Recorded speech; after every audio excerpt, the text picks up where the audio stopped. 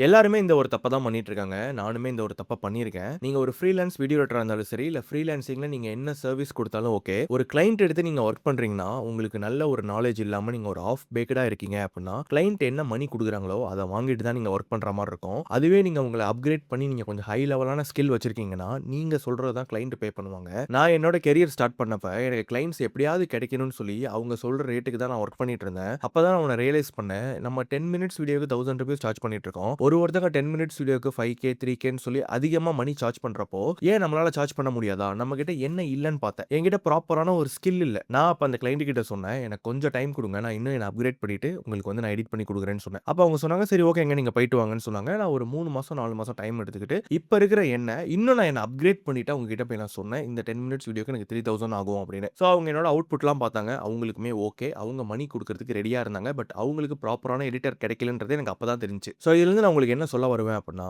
உங்ககிட்ட இருக்கிற ஸ்கில்ல வச்சு எப்படியாவது ஒரு கிளையன்ட் எடுத்து நான் வொர்க் பண்ணணும்னு நெனச்சு நீங்க போனீங்கன்னா, கிளையன்ட் எவ்வளோ மணி குடுக்குறாங்களோ, அத வாங்கிட்டு மட்டும் தான் நீங்க வொர்க் பண்ணிட்டு இருப்பீங்க. அதுவே உங்கள நீங்க அப்கிரேட் பண்ணி ஒரு ஹை லெவலா இருக்கீங்கன்னா, நீங்க சொல்றது தான் கிளையன்ட் பே பண்ணுவாங்க. சோ கிளையன்ட் குடுக்குற மணிய வாங்கிட்டு நீங்க இருக்க போறீங்களா? இல்ல உங்கள அப்கிரேட் பண்ணி நீங்க உங்க பிரைஸ ஃபிக்ஸ் பண்ண போறீங்களான்றத நீங்க தான் டிசைட் பண்ணணும். சோ ஃப்ரீலான்சிங் பண்ணிட்டு இருக்க உங்க ஃப்ரெண்டுக்கு இந்த வீடியோவ ஷேர் பண்ணி விடுங்க. அவங்களுக்கு ரொம்ப யூஸ்ஃபுல்லா இருக்கும். சோ இந்த ஒரு வீடியோ வந்து எந்தவித எடிட்டுமே இருந்திருக்காது. எஸ்எஃப்எக்ஸ், பேக்கிரவுண்ட் மியூசிக் எதுவுமே இருந்திருக்காது. ஒரு 15 டூ 30 டேஸ்க்கு என்னோட லைஃப்ல நான் என்னென்னலாம் பண்ணேன், என்னோட ஸ்ட்ரகிள்ஸ் எல்லாமே ஷேர் பண்ணலாம்னு இருக்கேன். வித்தவுட் எடிட்ல. ரஃப் கட் மட்டும் தான் நான் பண்ணி போஸ்ட்டே போட போறேன். இந்த ஒரு வீடியோவ ஜஸ்ட் ஒரு எஜுகேஷனல் பர்ப்பஸ்க்கு தாராளமா டவுன்லோட் பண்ணி நீங்க யூஸ் பண்ணிக்கோங்க. நான் உங்களுக்கு காப்பி ரைட்ஸ்லாம் வந்து எதுவுமே குடுக்க போறது கிடையாது. ஜஸ்ட் வந்து நீங்க டவுன்லோட் பண்ணி யூஸ் பண்ணிக்கோங்க. இந்த வீடியோவ நீங்க YouTubeல பார்த்துட்டு இருக்கீங்கன்னா, நம்ம சேனல சப்ஸ்கிரைப் பண்ணி வச்சுக்கோங்க. அதுவே நீங்க Instagramல பார்த்துட்டு இருக்கீங்கன்னா, நம்ம சேனல ஃபாலோ பண்ணி வச்சுக்கோங்க. அப்கமிங் வீடியோஸ்ல நான் இவ்வளவு நாள் என்னெல்லாம் பண்ணியிருக்கனோ, என்னோட மொத்த எக்ஸ்பீரியன்ஸுமே ஒரு வீடியோவா நான் ஷேர் பண்றேன். ஜஸ்ட் அதெல்லாம் பார்த்துட்டு உங்க லைஃப்ல நீங்க இம்ப்ளிமெண்ட் பண்ணி பாருங்க. So thank you so much guys. Upcoming வீடியோஸ்ல நம்ம பார்க்கலாம்.